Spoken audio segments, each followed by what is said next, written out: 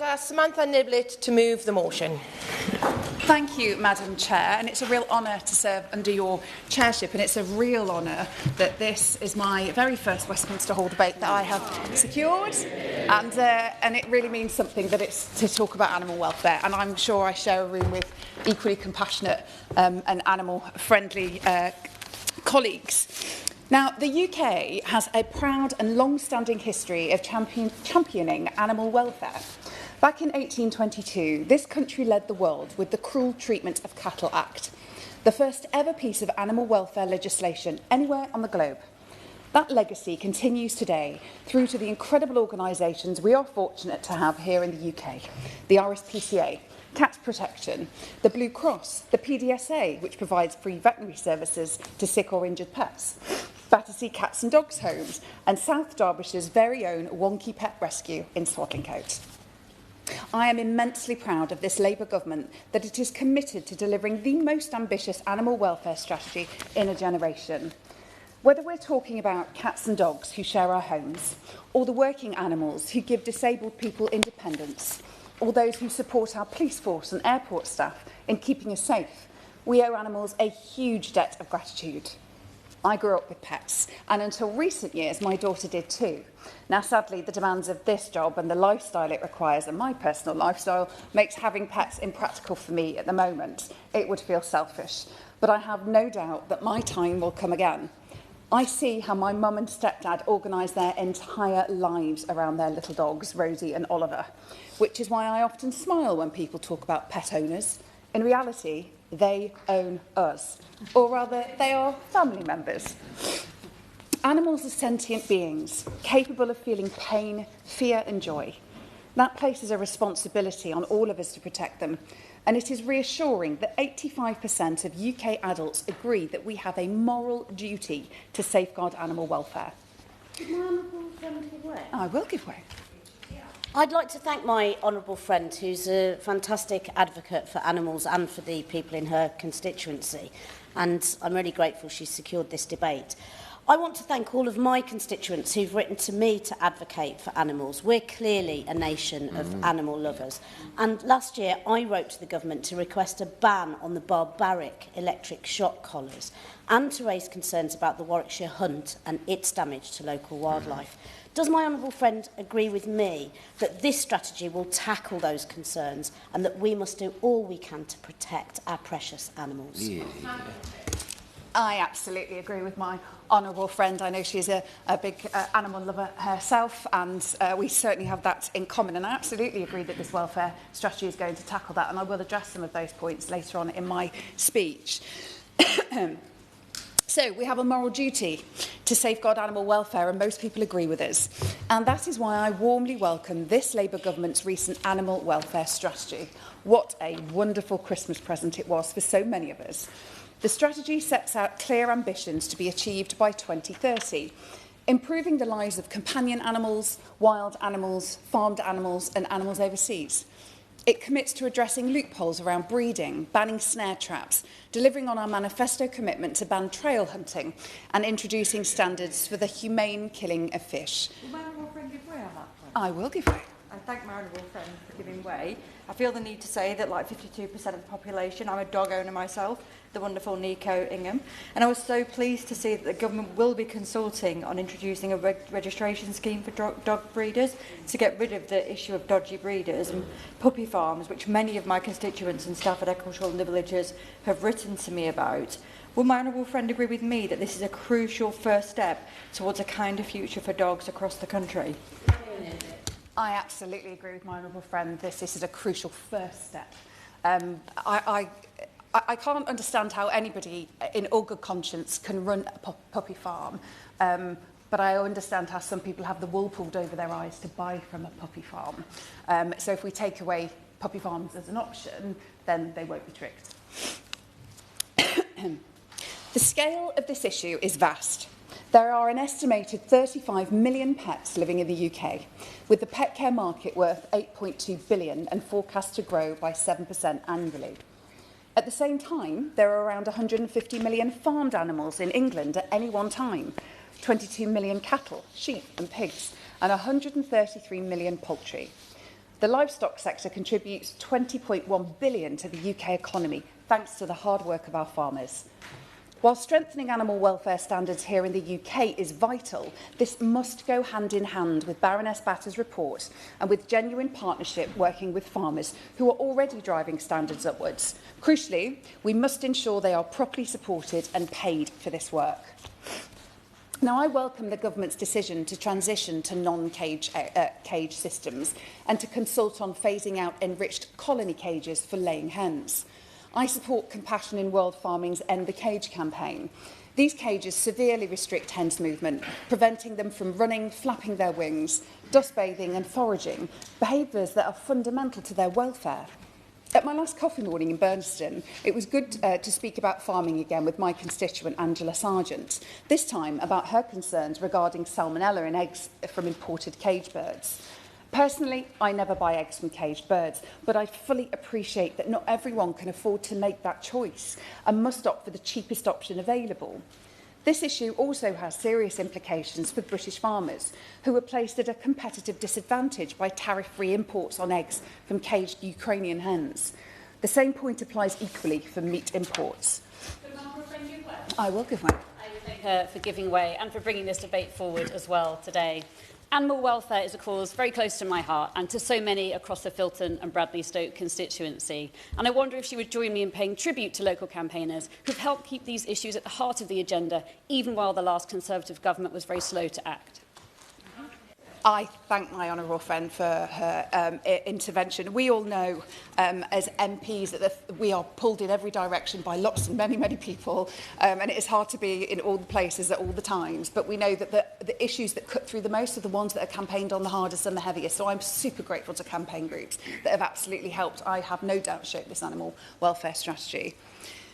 I am reassured that this Labour government recognises animal welfare as a global issue and has committed to continuing work with organisations such as the World Organisation for Animal Health and the World Trade Organisation to champion high standards internationally and promote best practice. Public support for this approach is overwhelming. A 2021 NFU survey found that 86% of respondents believe animal welfare standards for imports should match those in the UK, while a Which survey found that 87% of people agree that imported food should meet our animal welfare standards. Each year, approximately 40 to 45 million male chicks from conventional laying hen breeds are culled within 12 to 36 hours of hatching. It is encouraging then that the UK egg industry is exploring technology to sex eggs before chicks are born, with the aim of eliminating the need for this practice. While I welcome the government's ambition to end the killing of day-old chicks, it is essential that we work closely with the farming industry to ensure these costs are not unfairly passed on to farmers and that any transition happens on a realistic timeline. Similarly, I will give way. Thank the honourable member for giving way, and I thank my honourable friend for securing this debate. In relation to male chick culling, does the honourable member agree with me that assessment has been done and it would be approximately 1p per egg in cost to introduce in ovo sexing in eggs in this country?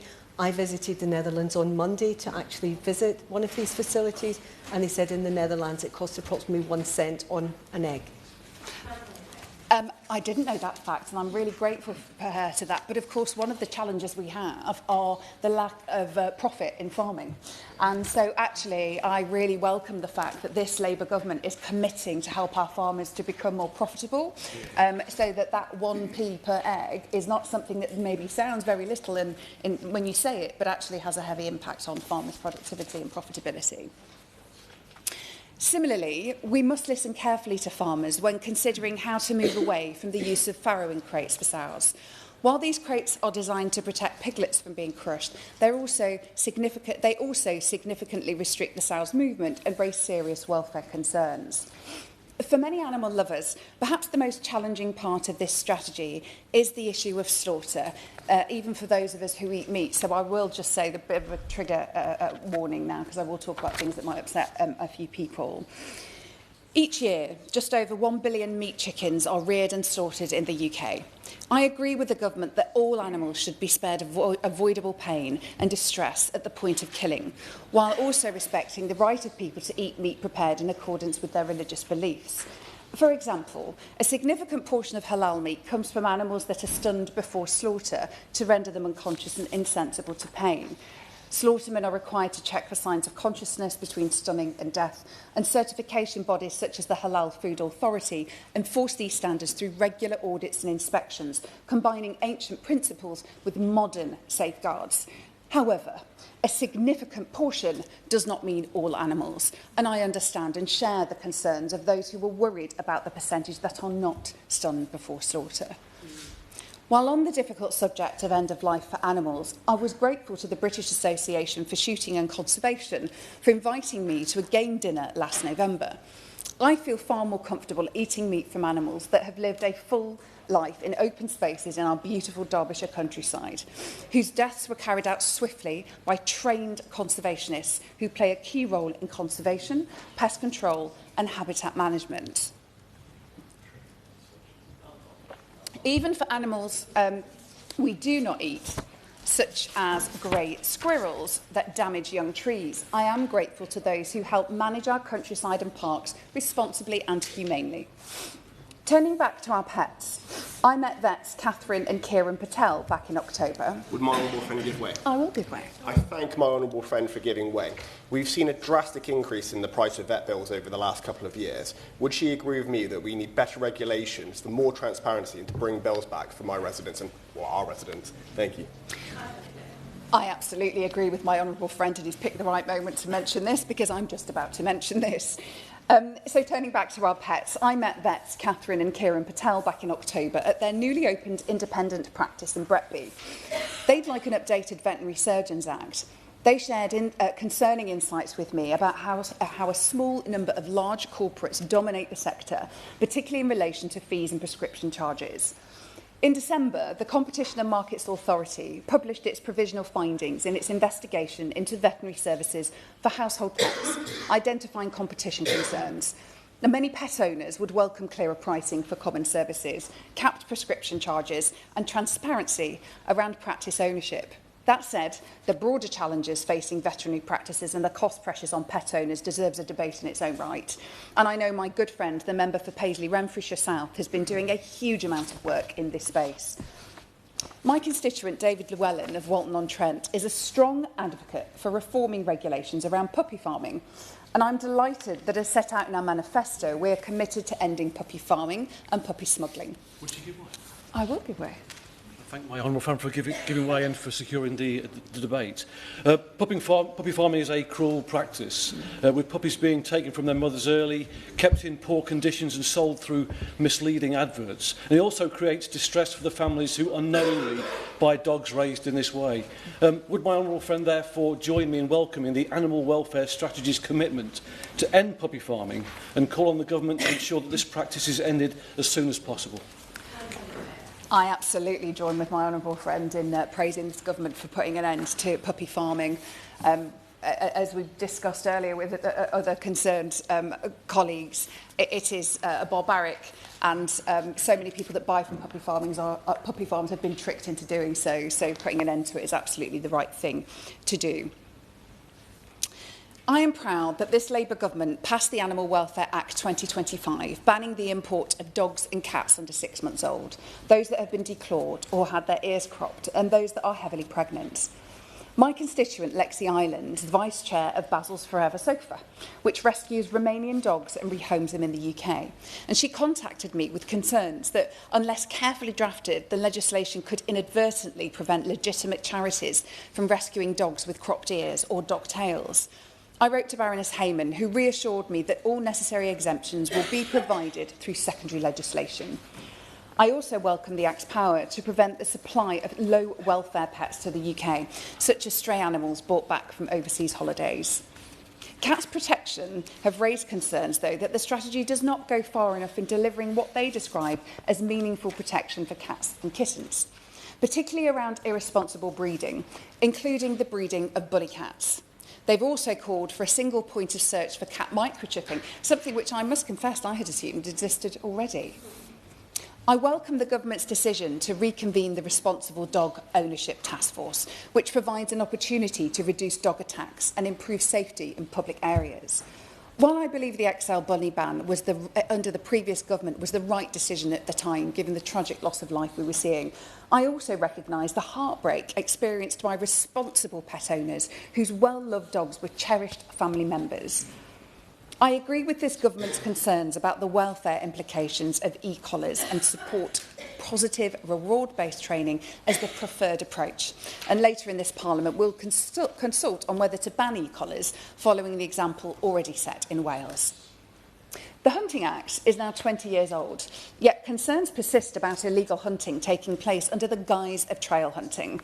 I have heard from farmers and landowners who oppose trail hunting due to the land damage but feel under pressure to allow it. Trail hunting was banned on National Trust land in 2022 due to animal welfare concerns, with Forestry England, several local authorities and private estates following suit, often citing environmental damage. Well, I am glad we are banning it altogether. I also support this Labour government's decision to end the use of snares. A YouGov poll in January 2025 found that 71% of adults in England believe that snares should be illegal. I welcome the review of other traps, including those used indoors, while noting concerns raised by the British Pest Control Association that banning smaller traps could increase chemical use. Chemical use is a concern more broadly. My constituent, Harriet Redfern, first contacted me after losing her beloved dog, believing non-pet-friendly pesticides were to blame.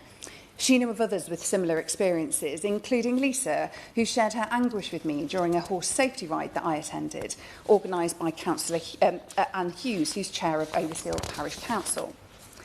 On the subject of horses, I welcome the strategy's commitment to exploring measures to prevent equines being exported for slaughter, but there is also an urgent issue here in the UK, and that is one of road safety affecting horses and their riders, who are disproportionately women.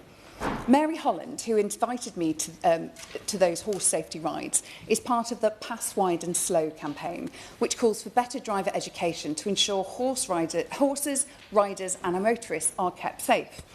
I'm sure that campaigners would welcome provision for this in future iterations of the animal welfare strategy. Now, something that struck me that Sally Barker commented on my Facebook post when I announced this strategy before Christmas. She wrote, "Whilst I applaud this, we are quite clearly no longer a nation of animal lovers, because if we were, this would not be necessary." And she has a really valid point. And it really made me sad, because there will always be awful people that will not treat animals right. So I am glad that our animal welfare strategy seeks to provide protections. It balances compassion with practicality, ambition with partnership, and ethics with economic reality. From pets and farm animals to wildlife and working animals, from domestic change to global leadership, this strategy sets a clear direction of travel. Animal welfare is not a niche issue. It speaks to who we are as a society in the main. I am proud that this Labour government is rising to that challenge, listening to constituents, working with farmers and experts, and placing animal welfare firmly at the heart of public policy. I look forward to continuing this work and to seeing these commitments translated into real and lasting change for animals across the UK and beyond. Thank you. The question is that this House has considered the animal welfare strategy for England. We will be immediately imposing a 4-minute time limit on backbench speeches, so not every member will get in. However, if members keep their speeches shorter, more people will get in. Vicky Slade. Thank you, Ms Hill. And thank the Honourable Member for bringing this fantastic debate. My inbox is regularly more full of animal welfare related issues than anything else. Residents like Becky Wood, who invited me to her home to visit her rehomed donkeys and chickens and taste her vegan brownies, and many others who are really pleased to see this animal welfare strategy but are impatient for actions to follow. I welcome the commitment to reform of the Veterinary Surgeons Act, and I will leave it to other members, including my honourable friend from Winchester, who have the expertise in this. But I do want to make a plea on behalf of those pets who are too old to insure or where families simply cannot afford the premiums. My constituent Vivian told me The whole business model appears to be set up to milk insurance companies, but the ones who cannot insure their dogs have to find the ever-increasing costs themselves. She said they will always find the funds, as it's not their rescue dogs' fault that they both need care, but they object to being unfairly fleeced. Concerns have been raised by vets in my constituency about their ability to operate alongside huge corporations, and given the changing landscape for our country, I hope this will be treated with the urgency that it deserves. Many vets work in cattle and farming, and I welcome the proposal around caged animals and male chicks. My brother Spencer's first holiday job back in the 1980s was on a battery chicken farm. I don't think any of us had any idea what that was, but I recall him lasting just a matter of days there, as the brutality of the place and the overwhelming stench of ammonia led to the very swift decision that he simply could not work there. Member for giving way. Speaking about farming, one of my friends, Carl, is opening up a company called Hoxton's Farm. It's going to be lab-grown meat, and I'm inviting everyone in the chamber to come along in March to our opening day and give it a try. Thank you. I thank the honourable member. I have to say that does make me feel a little queasy, but perhaps I will push my own boundaries. Living on the edge of the countryside, seeing cows and sheep is an everyday occurrence, which helps us to understand where our food comes from. And we're all used to mammals in our homes.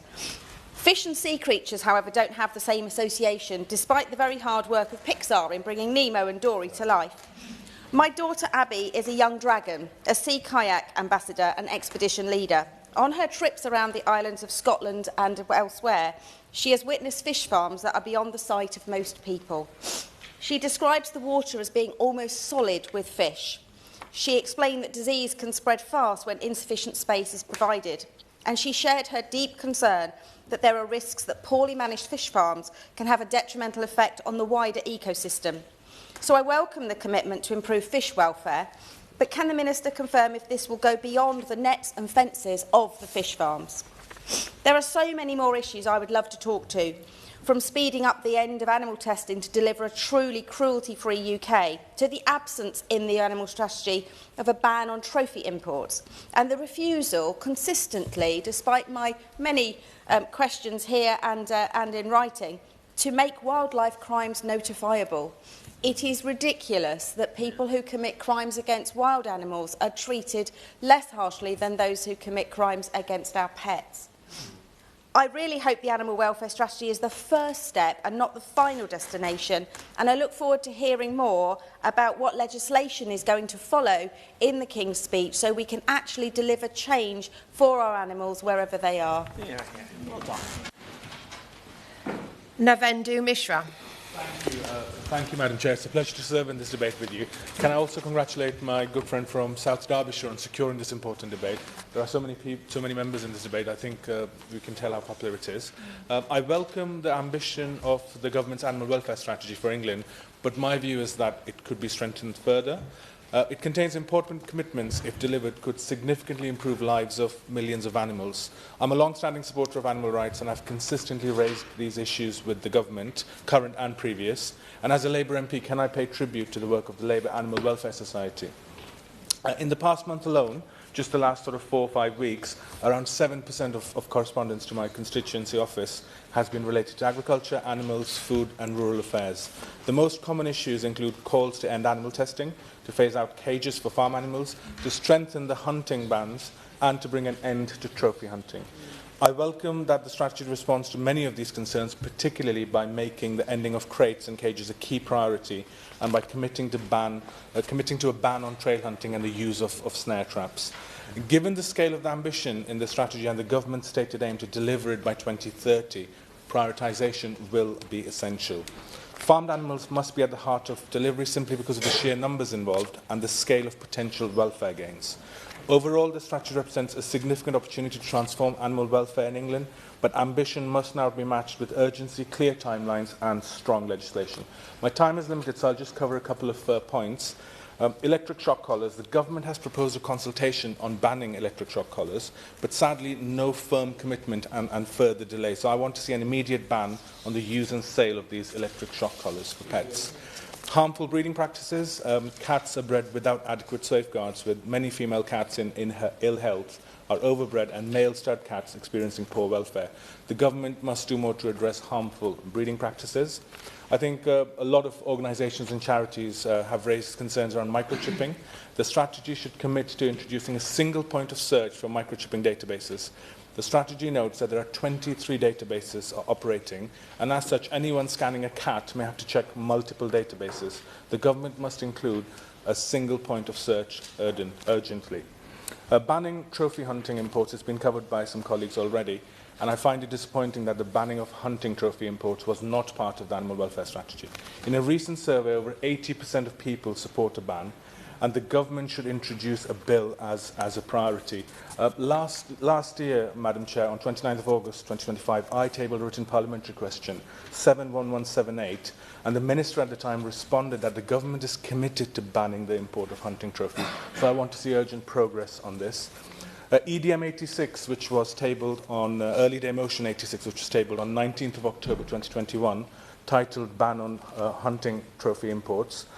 It was tabled by our former colleague Sir David Amis, who was tragically killed. And can I pay tribute to all his work on animal welfare issues over many, many years. And I was the second person who signed that EDM. So sadly, when Sir David was brutally killed, I was asked to take over that EDM. So my record on this issue goes back a long time. And can I urge the government to push a bit harder? I'll just finish on the point that male chick culling as well. The Vegetarian Society launched a campaign last year called Ban, Hatch and Dispatch. Approximately 45 million male chicks are culled each year primarily through gassing. So can I please press the government to ban male chick culling and support the smooth implementation of mandating in-oversexing in British hatcheries? And I'll just end on the note that I want to thank all the organisations that campaign on this issue, in particular Humane World for Animals, Cats Protection, Dogs Trust and Compassion in World Farming, who have supplied us all with briefings. Thank you, Madam Chair. Sir Gavin Williamson. Thank you, Mrs Lewell, and it's a great pleasure to serve under your chairmanship, and can I congratulate the Honourable Member for South Derbyshire for bringing forward this debate. There's much in the animal welfare strategy that I think we can agree on. Very much welcome the moves in terms of banning of puppy farming and close season for hares as well. However, there are areas that I think there are great concerns in relation to this legislation, because I think we're in danger of actually exporting effectively so many jobs and so much of our farming industry abroad, because what we are going to see increasingly is low welfare standard meat and eggs coming into this country, and this is something that I really do urge the government to address as it goes forward. I think every one of us in this room very much welcomes any increase and improvement in animal welfare standards in our farming industry. But what we do not wish to see is that to be replaced by low welfare meat coming into this country, taking away British jobs, British producers, and actually ensuring that more animals are killed at welfare standards that aren't even matching the welfare standards that we have in this country today, but are substantially below those welfare standards of today. This is certainly not something that I think it is the government's intention that it wishes to do, but there is a danger that that is something that we are going to deliver on. So I would very much urge the Minister, as she looks forward, to make sure that there are moves to ensure any products that are imported into this country match the welfare standards that we expect of our farmers here in the United Kingdom. I'll happily give way to the honourable gentleman. I thank the honourable member for giving away. Is he aware of the recent EFRA committee report that has highlighted that there is already massive illegal imports of meat that occurred under his government? I thank the honourable member for highlighting that, and I think it does actually highlight the point, the fact that we probably across party can take an approach that actually we want to see something done about that, and it's certainly something that I would support the Labour government moving forward with moves in order to be able to address that matter. If I can actually also move on to another area that's of great concern to me, but it's the issue of non-stun slaughter. And this is of deep concern to me because we're seeing an ever-increasing number of animals being killed by non-stun slaughter. Now, I'm not going to go through how barbaric this is and how much pain we put animals through as a result of this, but we're seeing an ever-increasing amount of animals being killed by non-stun slaughter. Just in 2 years, the number of sheep slaughtered by non-stun slaughter has increased from 22% to 29%. Now, under the Slaughter of Animals Act of 1933, animals must be stunned before slaughter so that they're unconscious and do not experience unnecessary pain. On that point, I'll happily give way. Thank you. And my right honourable friend has long been a doughty champion for animal welfare. The strategy includes other measures around slaughter, around the use of CO2 stunning. Now, the industry has looked at various ways in which they might reform that, but it will be very challenging, potentially very costly. So, like a number of other measures within the strategy, we must ensure that transition is done with industry, does not impact British food production and our food security. Absolutely. We need to be doing everything we can do to produce more in this country, not getting more of our food production produced from abroad. And I'm very concerned about the fact that there is an increasing trend and move to non-stun slaughter. As I say, 29% of all sheep that are slaughtered in this country are through non-stun slaughter. The 1933 Slaughter of Animals Act made it very clear that the non-stun slaughter is for religious reasons, and this is quite clear that this is not the case of what is happening today. We have many retailers that are selling animals that are non-stun slaughter right around the country. The National Secular Society found that Asda, Morrisons, Sainsbury's and Tesco all sold non-stun slaughter without any form of labelling. And I think what is absolutely critical is consumers have to be able to understand what they're buying.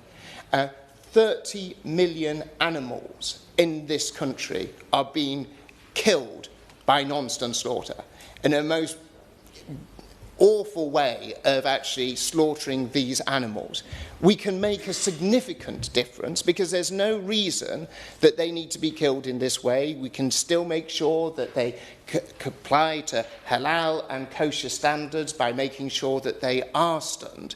But if we want to make sure that animals are put first and we're looking after them, the government needs to take these moves, and we need to make sure that actually we are more robust in terms of actually how we sort of squeeze out these practices. And I do hope the Minister can say a few words as to how she is looking to do this, because we want to make sure that we have a fair playing field for our farmers in terms of how they're able to compete on the world stage. But we also need to make sure that we end the barbaric act of non-stun slaughter in this country and make sure that we actually deliver higher welfare standards to so many animals. Kerry McCarthy. Thank you. Pleasure to see you in the chair as always. I'm tempted to go down the discussion about non-stun slaughter, but I won't, other than to sort of say that my understanding is that the derogation, if that's the right word, to allow non-stun slaughter is meant to be to cater for domestic populations, and yet we're exporting quite a lot, and I think that would be one of the ways to significantly reduce the numbers if we don't allow it to be exported. Yeah, yeah. As a general point, can I just ask, I obviously very much welcome the animal welfare.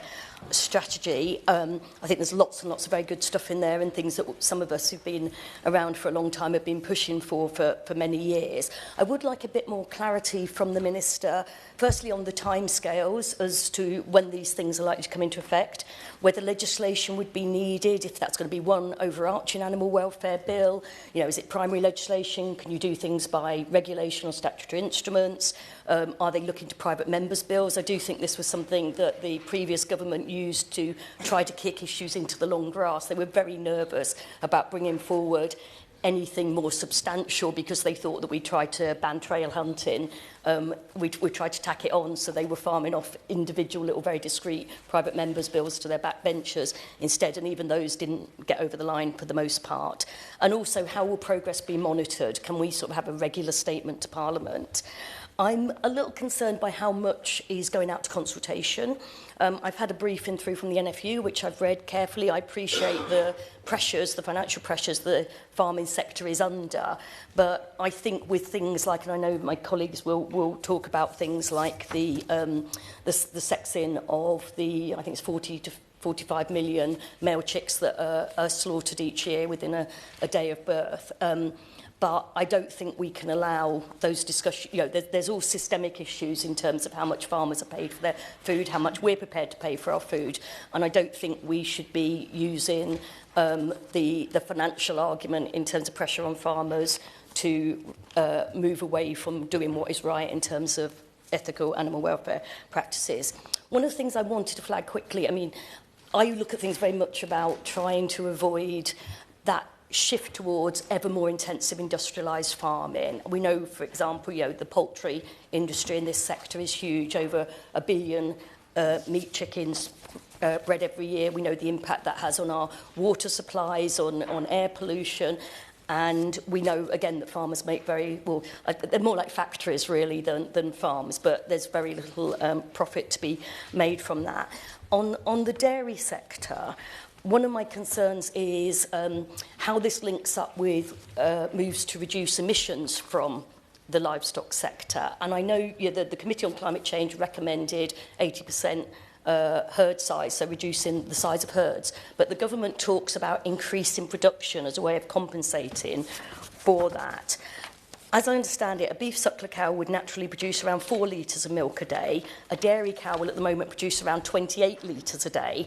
If we're talking about increasing production, getting ever more milk out of a cow, treating them like machines rather than sentient animals, that would really be of concern to me. So I'd quite like to know how that's going to be dealt with. The final point I'm going to make is about octopus farming. The sentience of decapods and cephalopods were introduced again after quite a battle into the Animal Sentience Act 2022. But cephalopod mollusks, which includes octopus, haven't been brought into the scope of the Animal Welfare Act 2006. There's measures abroad in the States in particular to ban octopus farming. I'm very concerned about plans for an octopus farm in the Canary Islands. Can the Minister tell us what the government stance is on that? Thank you, Madam Chair. Pardon me. Congratulate the member for South Derbyshire for securing this really important debate. I really appreciate this discussion now, and much of what is brought forward here I wholeheartedly support. One thing I was very disappointed to see missing is the situation we're in at the moment, where we have dogs with extreme conformation being bred. So I'm specifically talking about brachycephalic dogs. That's dogs that have flat faces. So you've got pugs, you've got French bulldogs, you've got English bulldogs. They are bred with such extreme conformation that they have such a narrow trachea, so they struggle to breathe. They have such narrow noses. They've got what we call inverted laryngeal saccules at the back of their throat. It all impedes airflow, which means many of these dogs require surgery within the first few months of life, simply in order to breathe. And many owners who buy these dogs have no idea this is going to be the situation. They might spend several £1,000s buying a puppy, they come into the vets and then discover that within weeks or months of owning this dog, they're going to have to fork out for surgery that some cannot afford, which means the dog gets rehomed or it gets euthanized. And this is heartbreaking for owners and heartbreaking for vets. Just in case people think I'm talking about a very niche issue, the number of brachycephalic dogs increased by 3,000% between 2010 and 2020. And around that time, they surpassed Labradors as being the most registered dog in the UK, French Bulldogs were. So this is possibly the single biggest pet animal welfare situation at the moment. Aside from the breathing issues, you know, they look very cute. That's why people breed them. They've got little flat faces. They look like a teddy bear. They've got big bulgy eyes. But those eyes they end up getting corneal ulcers, and they get damaged very easily. And some of these dogs have lifelong painful eye conditions as well. It is driven partly by social media influencers posing with these dogs, partly by companies using them in their advertising irresponsibly, completely out of context. So, for example, if you get the error page on Amazon, for absolutely no reason, there's a pug that pops up. It's such a problem that it's something that's causing vets a lot of sort of distress as well. If you talk to a bunch of vets, they'll almost roll their eyes and go, you wouldn't believe how many of these I saw today. It's really upsetting, and it's upsetting for owners as well. It is rightly illegal to intentionally cause an animal to suffer, and people get prosecuted for that. For some reason, it doesn't seem to be illegal to breed an animal that you know will definitely suffer. You breed an animal that you know will almost certainly require surgery just to be able to breathe. I think this is something that we need to take very seriously as a government, and something that we should really focus on. There's the potential for legislation to apply already if it was tweaked, because you could argue that you're intentionally causing an animal to suffer by breeding two parents that both needed that type of surgery in the first place. But I'd really urge the government to look at this, because it's possibly the biggest pet animal welfare issue that we deal with at the moment. Thank you. Laura Kirksmith.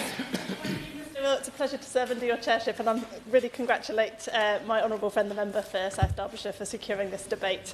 Animal welfare is one of the biggest issues that people write to me about as an MP, and I'm really glad when they do, because I think the way we treat our animals matters a lot and actually says a lot about what kind of country we are and what kind of country we want to be in future. I see every day in Aylesbury and the surrounding villages how much people care about animals. We're fortunate to have local charities doing brilliant work with and for animals. I think, for example, of Horses Helping People, a charity in Ledburn, where I met the most beautiful, well-cared-for horses and heard about the role that they play in helping people who are neurodivergent or have learning disabilities or anxiety or are experiencing other mental health challenges. We're fortunate to have local farmers like Nick, who I met on his beef farm near Wingrave, who are determined to give their animals the best quality of life, and they know what a difference that makes to their consumers. And I'm fortunate in my patch to have people who feel passionately about this just on a personal level and write to me about all sorts of things, some of which we've discussed today, whether that's banning electric shock collars for pets, ending the cruel use of snare traps, or banning illegal puppy and kitten smuggling, which I was pleased to support in a law that passed last year. But there are three recurring themes that come through most strongly from my constituents. I'll touch on them briefly. The first is the use of cages for hens. We've heard a lot about chickens and the industrialised scale of the chicken farming industry in particular. My constituents are really clear that animals should receive care, respect and protection, whatever farming system they are kept in, and I agree. And so I really welcome the fact that the animal welfare strategy commits to phasing out cages for laying hens alongside farrowing crates for pigs, and I think these will be really fantastic steps. I hope the Minister will work at pace in consultation with all relevant stakeholders to drive those forward. And I would love to see an end to male chick hatching too. The technology is there, we just have to adopt it, and I know others have covered that well. The second point that many people write to me about is animal testing. I personally want to see this phased out as quickly as possible. We've made a great commitment, 60 million investment to accelerate the development of alternatives alongside further funding to advance human relevant testing models. So I think we've got a really serious science-led roadmap there in the animal welfare strategy. I know it has been welcomed by organisations like the RSPCA and Cruelty Free International, but I hope that we can keep going further and faster to advance the scientific alternatives in the areas where they don't yet exist. Third point I'd like to make, not yet raised in detail, is on food labelling. Many constituents have told me that they want clearer animal welfare information on the food that they buy so that they can make the right purchasing decisions that align with their values. And I think it can really help farmers as well, farmers who do invest in those higher welfare standards so that they can differentiate their products and be fairly rewarded for them. I think it's really important for young people as well. We want our young people to have a better relationship with food and with animals than we do. And I think knowing where their food comes from, seeing that on packaging could really help with that. So again, I've seen commitment from the government in this area. I hope we can progress that quickly. So as I say, I think the direction of travel set out in the animal welfare strategy is really positive, sets a really positive path ahead of us. I hope we can continue to move at pace to implement it. And I think that really proud reputation that we have as the UK on high animal welfare standards is deserved. And I hope if we can move this strategy forward, will ensure that further improvements become a legacy of this government. Thank you. Jim Shannon. A real pleasure to serve under your chairship, and a big thank you to the Honourable Lady for South Derbyshire for setting the scene so very well and for her contribution for this debate. I'm aware this matter has devolved and I understand that, but I do know that colleagues in Northern Ireland watch the decisions in this House very carefully and the proposed legislation that's coming forward, and there'll be much interest in this debate. I speak as an animal lover, and probably many people will say that, but I am. My wife has volunteered in animal shelters for the last 15 years, so I'm well used to coming home to another cat or dog that she has acquired along life's way. And for some reason, some strays seem to come to our house and stay. They obviously know they're going to be well looked after. Indeed, we love our animals, but we have at the bottom of our garden, we live in a farm, Madam Chair, with almost an animal graveyard of those dogs and cats that have passed on. And so we have a place for them in the garden and also down amongst the trees as well. I've long stood firm on the need to ban the import of hunting trophies, and this comes from someone who supports country sports. It is my firm belief that we should be using. Therefore, many of my neighbours woke up after we had been out shooting on Boxing Day with a present of pheasants, ducks, or pigeons. Now, they're not often ready. They have to be plucked. They have to be cleaned. But the preparation is left to them. However, my point is that we must never confuse shooting to eat or shooting for conservation with the collection of a trophy. To give an example of what we do each year on our farm, in order to control predators and encourage small bird life, we use a larsen trap. It's a humane trap, but it captures and controls predators and encourages small bird life. Along with my son, last year we managed to trap 45 magpies and some 10 greyback crows. Now, what did that do? And it transformed the land where we live, in the farm where we live, where before there wasn't just as many young songbirds, but now there are many. We now have an abundance of small bird life that we've not had on the farm for many years. Yellowhammers, a bird that is almost extinct in some parts, is used very often nowadays in different terminology for a different reason, are back in numbers on our farm and in our neighbours' farms as well, because the looking after the predators ensures that the small threatened species can thrive, and they have with the action that they did. Any animal strategy must acknowledge a multifaceted approach that is necessary in the countryside for farm control and conservation, while also acknowledging that animals should not be senselessly slaughtered. I'm going to conclude because I'm very conscious, Madam Chair, I want to give others a chance to speak as well.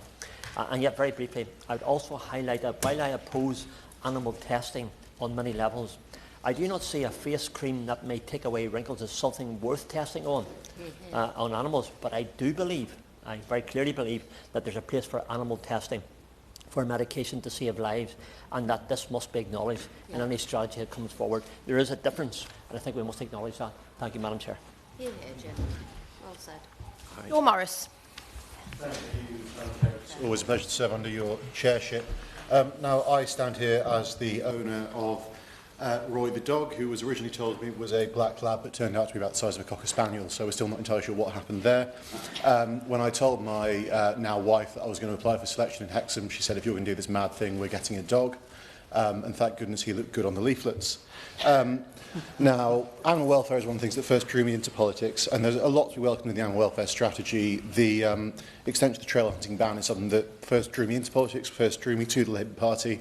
I say that as someone who has spoken with many of my constituents who are appalled at seeing the continuation of fox hunting and want to see the end of that practice.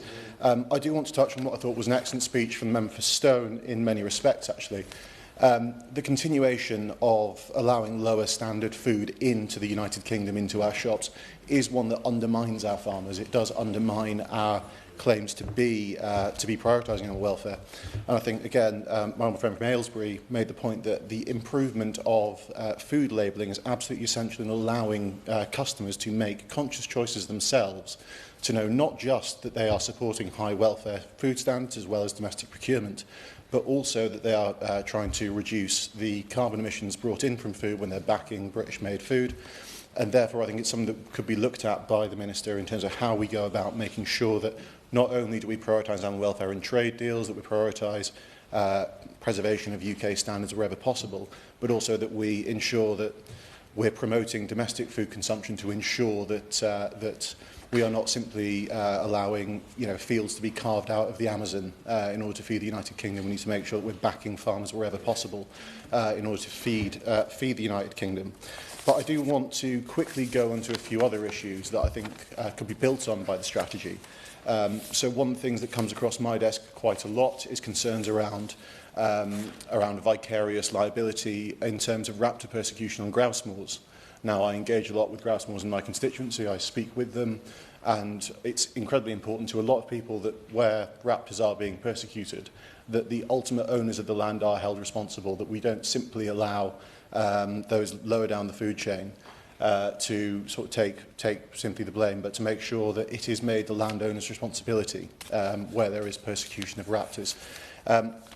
Hexham constituency is one that's full of animal lovers, whether it is concern for pets, whether it is concern for livestock, or whether it is concern for supporting growth in animal welfare standards. I think the strategy is an incredibly good foundational document, but I do urge the Minister to look at where we can go further, and particularly seeing one of the DBT PPSs is in Westminster Hall with us today. It'd be great if he could go back and speak to colleagues in his department, just to urge them to ensure that when they are in those negotiations, that we're able to potentially have confirmatory votes on these things so that MPs can stand up and be counted on ensuring that the animal welfare standards are preserved, not just at home but also abroad. Yeah. Adrian Ramsey. Thank you, Madam Chair. It's a pleasure to serve under your chairship, and I thank the Honourable Member for South Derbyshire for securing this important debate. I come to this debate with a simple belief that animals should not suffer at our hands. That's why I welcome last month's animal welfare strategy. It reflects years of campaigning by animal protection organisations and growing public demand for change, and marks a significant step forward with real commitments on cages, crates, wildlife protection and welfare standards. So I look forward to supporting the government in making sure these things happen. But a strategy is only as good as its delivery. As organisations such as Humane World for Animals and Compassion in World Farming have made clear, without clarity on how and when the strategy will be delivered, there's a real risk that it remains aspirational rather than the transformative instrument for change we all hope it will be. The scale of the challenge is stark. In 2024, around 280 million animals were kept in intensive farming in the UK, and that number's going in the wrong direction. It's a 23 million increase since 2017. And this growth is not driven by rising domestic demand, but by cost pressures, economies of scale, and policy choices that continue to favour factory farming over higher welfare alternatives. That's why the strategy's commitment to ending the use of cages and crates matters so much. Around 200,000 sows still spend weeks of their lives confined in farrowing crates, unable to even turn around, while around 8 million laying hens remain in cages offering little more space than an A4 piece of paper. Warm words are not enough. These reforms must be time-bound, properly resourced and backed by financial support to help farmers transition. The Nature Friendly Farming Network and Compassion in World Farming are clear that improving animal welfare must go hand in hand with supporting farmers, not leaving them to shoulder the costs alone. And crucially, we must ensure that the higher standards that are required in the UK are also applied to imports, so any higher welfare British farmers don't find themselves undercut. And as others said, mandatory welfare labelling for both domestic and imported goods is also crucial. For animals in the wild, there are welcome things in this strategy, such as the imminent complete ban on the use of snares and the action on trail hunting. But there are some crucial omissions in this strategy as well. It's silent on ending greyhound racing, as the Labour government in Wales is doing, and it also fails to mention the prohibiting of imports of fur and of hunting trophies, as well as regulation around limiting the noise from fireworks in order to protect animals. So there's lots to welcome in this strategy, but also some omissions. The strategy acknowledges the need to reduce animal experimentation, yet we've heard that 2.5 million animal procedures were carried out last year. The government's on the right path to replacing animal experiments with modern, reliable alternatives from the plans that were announced in November, but we need clear, time-bound plans that cover experiments on all types of animals. And finally, none of this works without enforcement. Animal Aid, Cats Protection and many others warn that weak inspections and under-resourced regulators undermine even the best legislation. Whether we talk about farms, laboratories or companion animals, standards without enforcement are standards in name only. In conclusion, Madam Chair, the public, the science and the morality are aligned. We have the evidence, we have the expertise, and with this strategy, we have the momentum. The question now is, how do we support the government to match ambition with action, with clear timelines, robust enforcement and real support for those doing the right thing?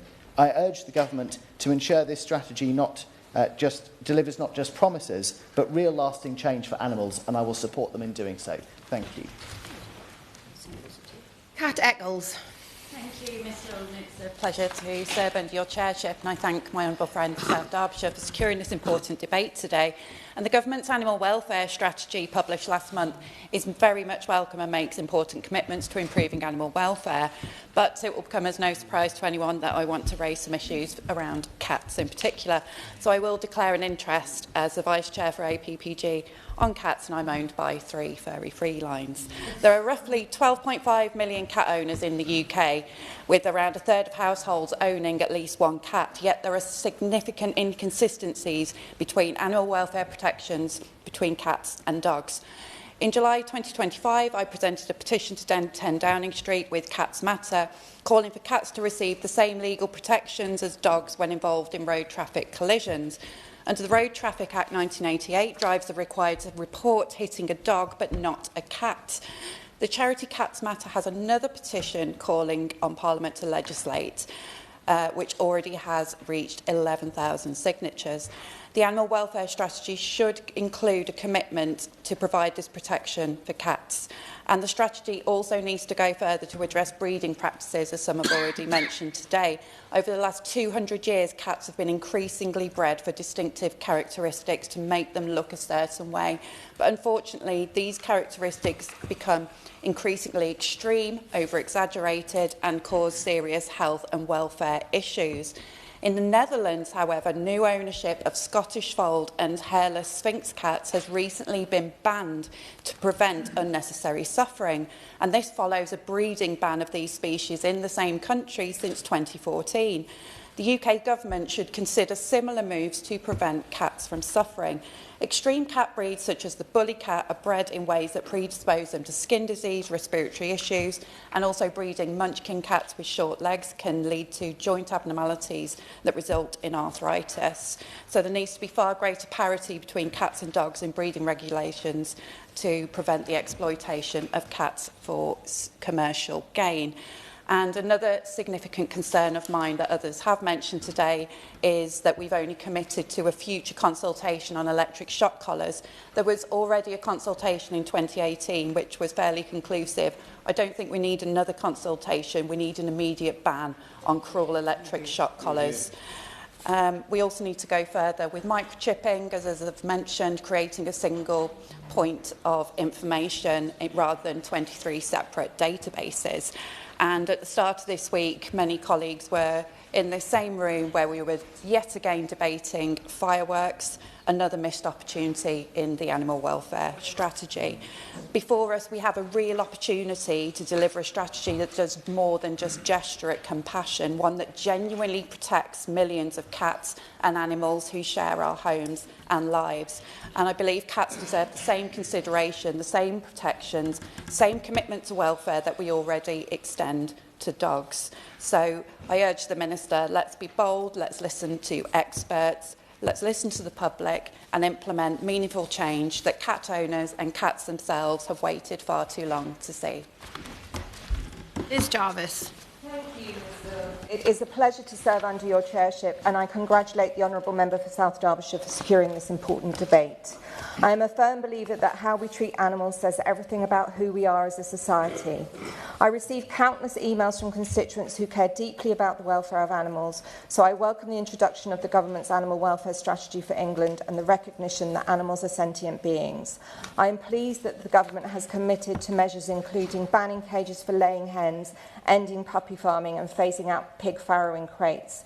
But if Britain is to secure its reputation as a world leader on animal welfare, this strategy must go further, faster and be wider in scope.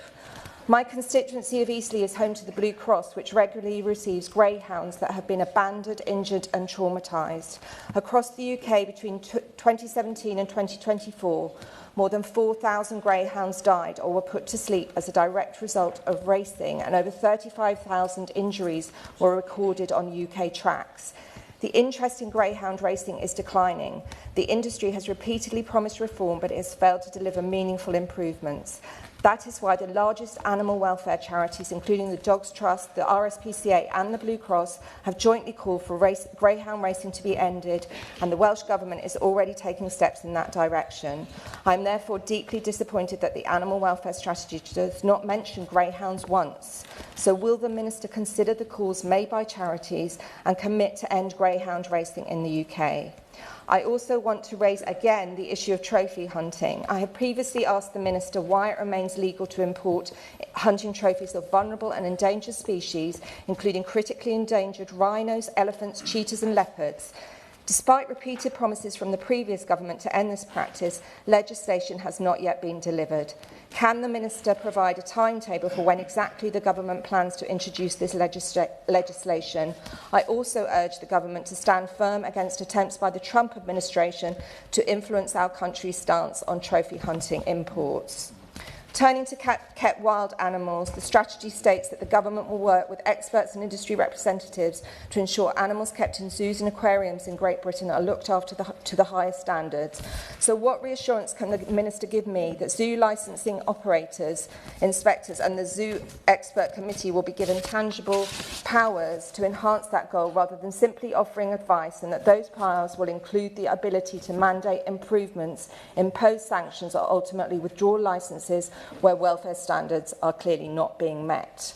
I was proud to have supported my honourable friend and constituency neighbour, the member for Winchester, with his animal welfare, import of dogs, cats and ferrets bill to protect these animals from mutilation and illegal trafficking. I welcome the strategy's desire to take steps to improve the uptake of the pet selling licence by those who sell cats and kittens as pets, but the lack of a commitment to this strategy to regulate cat and rabbit breeding, which has been highlighted by the Blue Cross, is disappointing. In conclusion, this strategy is a very welcome step forward, but it must be more ambitious on timescales, enforcement and scope. Animals cannot wait another decade for change. Liberal Democrat spokesperson Tim Farron. Thank you, Ms Lewell. It's an honour to serve under your guidance this morning and pay tribute to all of the speakers and indeed those who come here with much to say and have not managed to get in this debate, and I feel for them and I've been there. But also a massive thank you to the Honourable Member for South Derbyshire who led the debate with real distinction and great passion, and she makes a really important series of points that many others have followed up with their own example. And how we treat animals is an indicator of whether we can even call ourselves a civilised or humane society. Overall, I think in the UK we do this relatively well. We are a nation of animal lovers. That's what we call ourselves. Mostly it is true. 84% of us, for example, consider animal welfare when we are acting as consumers, when we buy food. Animals are sentient, They don't, however, have agency, although I can neither confirm nor deny that the size of our majority in Westmorland is down to the fact we extended the franchise to certain woolly residents. Herdwicks are, after all, rugged individualists and are thus part of the core Liberal vote. But animals don't get to decide how humane we are. That is for us to choose. We need to choose to protect the culture and practices of how we care for wildlife, pets and livestock, and not, for example, undermine those practices by undercutting our ethical British farmers with those products from overseas produced in less than humane conditions. The government is doing some things right. It's important to acknowledge that. It's choosing to ban cages for laying hens in 2032 and a ban on farrowing crates for pigs also by 2032. But the strategy fails to adequately consider domestic food security and competitiveness, which are crucial to maintaining and extending our strong animal welfare culture in the UK.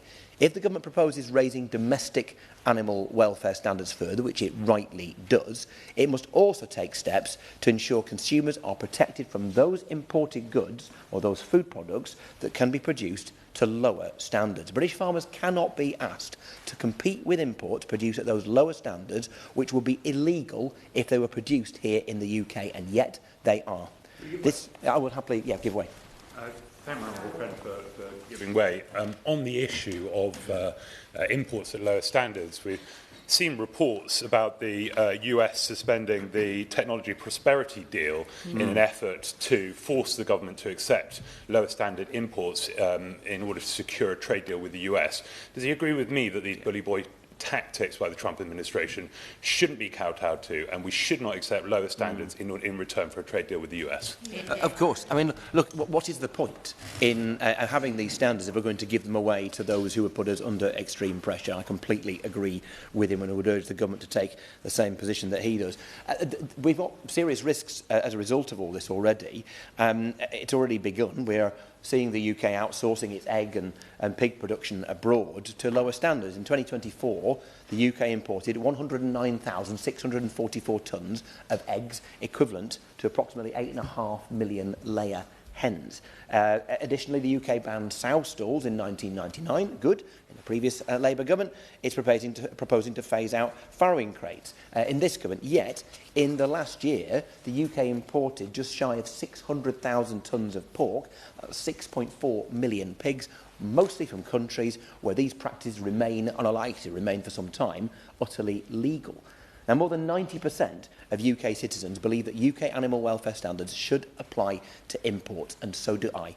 The UK needs to protect those high welfare standards for ethical reasons of protecting animal welfare, but also to ensure that we don't harm our domestic agriculture industry and therefore reduce even further our food security. Farmers in Cumbria and across the whole United Kingdom are vital to food security. It is time we listen to them and make government their help and not a hindrance. It is not right to put them in a position where they are forced to compete with cheaper, less ethically produced imported food.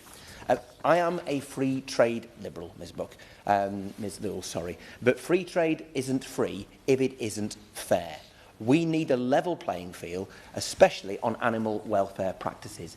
It is right that we celebrate Britain's high animal welfare standards, but we should do more than just celebrate it. We should put our public money where our public mouths are. Public sector procurement policy should ensure that the majority of food we purchase comes from the UK, because buying British isn't just patriotic, it is also the surest way we can know that the food we eat will be ethically farmed. Across the 1,600 farms in Westmorland and Lonsdale, farmers take great pride in the high animal welfare standards they implement. The government needs to recognise and reward this.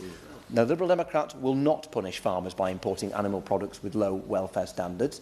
Sadly, this government is continuing to do that. On the 9th of January, the government lifted reinforced import controls on consignment of beef, poultry meat, meat products and meat preparations exported from Brazil to Great Britain. That change means Brazilian imports, Brazilian shipments, will no longer be subject to the additional checks that were previously imposed, reducing inspection intensity. This is clearly a backward step. Liberal Democrats have a clear vision to how we would tackle these issues more broadly. Trade deals must never undercut UK animal welfare. We will sign a veterinary and phytosanitary agreement with the EU, restoring cooperation and alignment on food and welfare standards. We will ban the import of food produced with antibiotic growth promoters and ensure no product illegal to produce in Britain can be sold here. And we will support farmers directly to help them lead the world in high standards of animal husbandry, because animal welfare matters to us, and that is why we would ensure the regulatory and economic levers that government can pull will be used not just to protect Britain's high welfare standards, but to advance them further. The animal welfare strategy, welcome though it is, must therefore be far more comprehensive in scope, recognising, for example, that our approach to trade, public procurement and our domestic economy can have huge impact on improving or worsening collective welfare of animals. I urge this government to be fully aware of those impacts and learn from the failure of the last government, whose rush for politically convenient trade deals led them to throw our farmers and our animal welfare standards under the bus. Opposition spokesperson Robbie Moore. Thank you, Mr Llewellyn, and it is a pleasure to serve under your chairmanship. And it is very good to be able to discuss the animal welfare strategy after the government announced it on the 22nd of December, just before Christmas, after Parliament had risen, and therefore attempting to avoid scrutiny. So I do thank the honourable member for South Derbyshire for securing the opportunity, at which I believe is her first Westminster Hall debate, on what a great topic to be able to bring to the floor of the House, because now finally all members of Parliament have got the opportunity to scrutinise quite rightly what has been put before us, because we are all a nation of animal lovers, and that has been clear from the contributions from today's debate. And whether that's us referencing our own pets or those that we care for deeply at home, it has been clear in all contributions today. Even Roy the dog, for the member of Hexham. I hope it wasn't just Roy the dog that managed to get him elected, and it was his good work as well, even though Roy appeared on his leaflets. It is right to point out, though, that since leaving the European Union, we have had a greater freedom to determine our animal welfare law, including passing the Animal Welfare Sentience Act, which recognised the sentience of vertebrates. Powers conferred by the Act have also seen octopus and lobsters recognised as being sentient beings, and the Act also created the Animal Sentience Committee, providing expert advice to government on future animal welfare reforms. The Animal Welfare Livestock Exports Act also delivered on commitments from the previous government to ban the export of live animals, extending the unnecessary stress, exhaustion and injury caused by their export. And in 2016 and 2023, the previous government made changes to the law requiring dogs and cats retrospectively to be microchipped in England, ensuring that they can be reunited with their owners. And this was something that when I visited Oakworth Cattery and Yorkshire Cat Rescue in my constituency of Keighley, was something that they very much welcomed. And in 2019, wild animals were banned from circuses, and in 2021, the Animal Welfare Sentencing Act increased the maximum possible sentence for animal cruelty from 6 months to 5 years. But there is, of course, much work to be done, and we do welcome a good proportion of what has been included within the animal welfare strategy, including banning puppy farming. But I want to spend a good proportion of my contribution talking about those recommendations that are impacting our farming sector, because the government must work with our farmers and listen to the concerns of the industry and ensure that any reforms are affordable, practical, effective and at their heart promote animal welfare. And therefore I absolutely concur with the points that have been made by my right honourable friend from Staffordshire, and actually the honourable member for Hexham, that was making the point quite clearly that if we are importing food into this country, it must meet our animal welfare standards. And when we are putting additional pressures on our farming community through the Employers' National Insurance, the minimum wage, the family farm tax, which is actually hindering the amount of investment to go into our farming businesses and our wider supply chain to deal with some of the additional challenges associated with animal welfare regulations, that there is a fear that British domestic food production will not be able to compete with food that is being imported. And we've seen the amount of food coming into this country increasing that is not produced at the same standard as we require here. Indeed, the British Poultry Council recognised this and stated that welfare will continue to be a top priority for the British Poultry Council. However, welfare does not exist in isolation from all of the other pressures that they face, and our guiding light right now has been on feeding the nation through supporting our food producers, not hindering them. And that is why it's so frustrating to learn that this week, despite the comments that the honourable member for South Derbyshire was making in her concerns about eggs being imported into this country, that the government have extended the relationship with Ukrainian eggs being able to be imported into this country by a further 2 years, despite those eggs not being produced at the high standards that we require in this country, and concerns by the industry around salmonella. And I hope that the honourable member for South Derbyshire, in calling this debate, will share my concerns that the government have extended that relationship despite the concerns that have been raised by the wider egg industry. One point that has not been mentioned in today's debate is the government's desire to change the welfare practices associated with lamb castration and tail docking, something that many sheep farmers have raised a huge amount of concern with, because castration of male lambs is an important management practice to prevent unwanted pregnancies, and tail docking of lambs is essential to prevent and reduce the risk of fly strike, a absolutely significant animal welfare issue. And therefore, whilst the government has launched their consultation right now, I really do feel that they need to listen to our farming community and learn from their level of insight, because the current proposals will be detrimental to animal welfare and will reduce our ability to compete, and will have a negative impact on the sector, because simply dictating that a anaesthetic must be used is just simply wholly impractical, and dare I say adds to a level of animal welfare uncertainty when it is very difficult to get the dosage right with the amount of anaesthetic for when you're dealing with very small lambs. And that is just one illustration of the government's naivety, dare I say, associated with how food is produced in this country.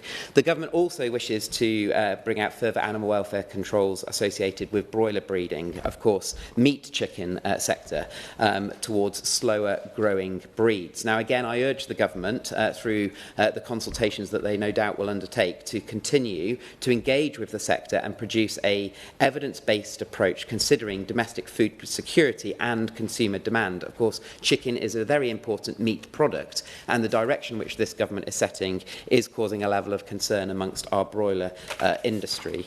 And then I'd also like to just raise the issue with ending beak tipping for poultry sector. Of course, we know that as birds grow in age, there is a huge risk associated with pecking, and there is a huge amount of high animal welfare status associated within hatcheries right now to do with skilled operators and the precision equipment that is associated with beak tipping practices at the moment. And again, the aspiration of which the government is wanting to ban that and end that is not necessarily going to be in the best interests of the industry, and therefore I'd encourage the government to engage through the consultation with the poultry sector on that. It is really disappointing that there was a real opportunity in this animal welfare strategy to go really tough on food labelling, and therefore it is frustrating that there is no real ambition associated with food labelling in the animal welfare strategy. Indeed, the Compassion for World Farming did express their disappointment that the strategy does not include proposals on food labelling, and that has also been recognised by members' contributions in this place. Again, there has been missed opportunities that have been raised by our in-house vet in this debate associated with dogs that have extreme conformation challenges associated with their face. Indeed, he made the point that from 2010 to 2020, there's been a 3,000% increase in flat-faced dogs. I will not repeat the terminology as I'm not familiar with it, but the point being, there's been a missed opportunity associated with conformation of those dogs, and therefore it is also disappointing that there has not been any ambition that has been associated with reforming the veterinary sector, because the strategy fails to include an urgency on the much needed reforms and actions for the veterinary sector, which is facing a workforce shortage, which not only maintains standards but should be driving the enhancement of animal welfare and animal standards. And us on the opposition benches are clear that this needs to be made a priority by the government. So I'd like to ask the Minister what their intentions are doing. And finally, Mrs Lewell, I'd like to just raise another area of concern which was debated in this place just earlier this week, and that is a concern that has not only been raised by the RSPCA, but over 376,000 people that signed a petition to do with fireworks. Because, again, there is a huge missed opportunity in this animal welfare strategy that it does not address the hugely negative impact fireworks have on our pets, on our animals, and those livestock that get impacted by fireworks being let off. And I will give one intervention, that's fine. I'm very grateful for him for giving way. I've listened really intently to what he has said, but I'm struggling to understand the position of the opposition in relation to trail hunting. Are they going to be joining Reform in supporting trail hunting, or are they going to be joining Labour in looking to ban it? Well, I really appreciate the intervention, because I'm very clear. Fox hunting was banned in 2002, and any fox hunting that is seen to be taking place is illegal. The fact that trail hunting has been included within an animal welfare strategy is an indication of the naivety associated with this government's position on what is happening, because this is not an animal welfare issue. This is a direction that has been set by the government that is removing liberty, which is removing freedom, and which is removing the ability for private individuals to take an activity on their land. And it is the position on this side of the House that there is much, much more important things that this government should be focusing on. And on that point, Mrs Lewell, I will finish my contribution in the House. Minister. Thank you very much, Mrs Lewell, and it's a great pleasure to serve under your chairmanship of this chamber. I'm grateful to the Right Honourable Member for South Derbyshire for securing the debate, as I'm sure we can all agree, and as virtually everyone has said, that we're a nation of animal lovers. We love our pets, we look after our farm animals, and we want to make sure that we protect the nation's wildlife. And we have a long and proud history of supporting animal welfare. Animals are at the heart of British culture and identity, and our relationship with animals runs deep. Protecting them matters to this government. We published our new animal welfare strategy for England in December, setting out a clear long-term plan to safeguard standards and deliver the most ambitious reforms to animal welfare in a generation.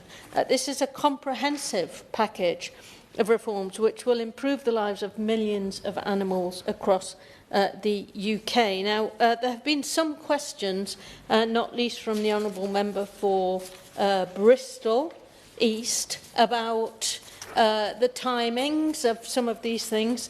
This is a very comprehensive strategy, although I note that other contributors have wanted more things to be included. And clearly we can't implement it all in one go. We have begun by doing some of the early consultations that we want to do to bring in some of the first steps. Some of the issues in the strategy will require primary legislation.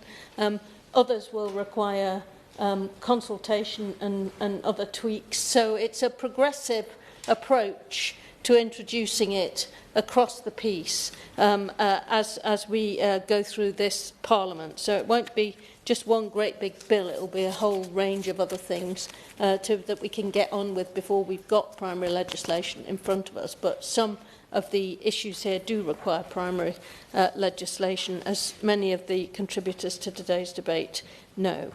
People across the country already do exceptional work to improve the lives of our animals, our farmers, our vets, volunteers at rescue centres and many more. So this strategy is about backing that work with support from government, clear standards and practical action.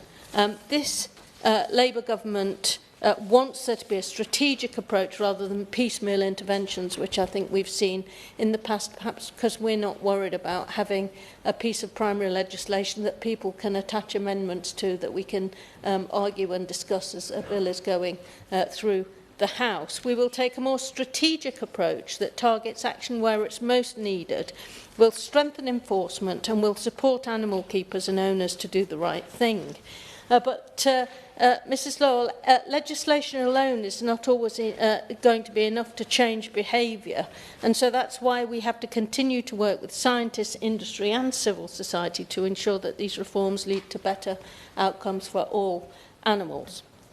The Animal Welfare Strategy builds on this government's proven track record in delivering reforms, ranging from introducing new world-leading standards for zoos to tighten the laws around livestock worrying. In November, we also published a strategy on replacing the use of animals in science, which set out how we would partner with scientists to phase out animal testing. Our strategy sets out the priority issues we'll address, focusing on the changes and improvements we aim to achieve by 2030 and the steps that we will take to deliver our manifesto pledges to ban trail hunting and the use of snare traps and to end puppy farming and puppy smuggling. Pets play an important role in many people's lives, providing companionship and joy to millions of people. But we know that loopholes in the current system can mean some animals are bred in and sourced from low welfare settings. We will end puppy smuggling by consulting on reforming dog breeding practices, improving their health and welfare, and moving away from practices that lead to poor welfare and unwell animals. And I think the brachycephalic issues that our in-house vet, the Honourable Member for Winchester, was talking about are obviously included in some of these, dealing with some of these issues. We'll take steps to implement the Animal Welfare Import of Dogs, Cats and Ferrets Act 2025, closing loopholes in pet travel rules which have been exploited by unscrupulous traders. And we will use these powers to prohibit dogs and cats being brought into the country with non-exempted mutilations such as dock tails and cropped ears. We will also consider new licensing requirements for domestic rescue and rehoming organisations to ensure rescue centres have the right checks in place to protect the welfare of the animals that they care for. We will consult on a ban on the use of electric shock collars due to the possible harm these devices cause to our pets. I hear what honourable gentlemen and ladies on all sides of the House have said about this ban, and I hear the firm view that we should have one. We just want to check with the consultation that nothing significant has changed since the last one was done in 2018, and we will certainly act on the results. Alongside this, we will continue to promote responsible dog ownership to protect public safety and are looking forward to seeing the recommendations from the reconvened Responsible Dog Ownership Task Force.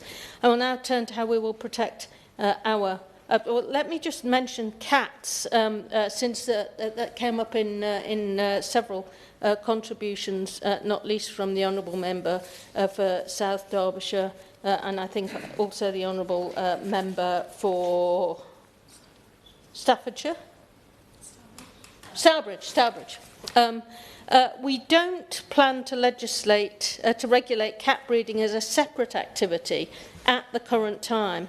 Anyone in the business of selling cats as pets should already have a pet selling licence, and we will work with the sector to improve the take-up of this. We will also work with the sector to build an evidence base to see if there is an increasing need to go further. So we've got our eyes on it, but there are no current plans to include cats in some of the other regulations for dogs. Well, I will, but... Just a quick question on road traffic accidents, only because it would involve simple secondary legislation of simply just inserting the word cat to give cats the same protection as dogs. I was wondering if there are any plans for that. No current plans, but I'm happy to consider it given that she's raised it in today's debate. I want to turn to how we protect our precious wildlife. As our understanding of animal welfare continues to evolve, the law must keep pace with the latest evidence to prevent wild animals from suffering cruelty, pain or distress. So we will ban trail hunting. The nature of trail hunting makes it difficult to ensure that wild mammals are not put at risk, and we intend to launch a consultation very soon. We will end the use of snare traps because they're indiscriminate and can catch pets and protected wildlife and cause terrible suffering. We are also among the only European countries without a closed season for hares, which means that young hares can be left motherless and vulnerable. So we will therefore consider introducing a closed season, which should reduce the number of adult hares being shot in the breeding season. We're giving farm animals greater freedom and dignity. The government values the excellent work of British farmers who produce high-quality food to some of the highest welfare standards in the world, which we're rightly proud of. Ending the use of intensive confinement systems such as cages and crates is a key priority, and we've launched a consultation on phasing out colony cages for laying hens and plan to consult on transitioning away from farrowing crates for pigs. But we will do this in conjunction with the industry because we understand the nature of the costs and transition time which is required to move to higher welfare standards. We have already launched a consultation on improving the welfare of lambs during castration and tail docking, and I will continue to work with the industry to support voluntary efforts to move away from the use of fast-growing meat chicken breeds. We are also wanting to improve the welfare throughout an animal's life, so we're taking action at the time of killing. Following advice from the Animal Welfare Committee's report last year, we proposed to consult on banning the use of carbon dioxide gas stunning for pigs. We will introduce humane slaughter requirements for farmed fish into legislation and publish guidance on humane methods of killing decapods. We're committed to working together with the farming community to maintain, enhance our world-class animal health and welfare standards. I'm going to sit down to enable the member for South Derbyshire to have a few last comments at the end of the debate. Samantha Niblett to wind up. Thank you, Madam Deputy Speaker. I want to thank everybody for their contributions today and encourage everybody to listen to the most recent New Scientist brilliant podcast, The World, the Universe and Us, where historian Rutger Bergman, who wrote Moral Ambition, asked what in the future we will look back at ourselves and feel ashamed of ourselves, and the way we treat animals is probably one of those things. And I am reminded today that the animal welfare strategy is not an end game, but animal welfare is a moving goal. The question is that this House has considered the animal welfare strategy for England. As many of that opinion say aye. Aye. Of the contrary, no. The ayes have it. Order, order.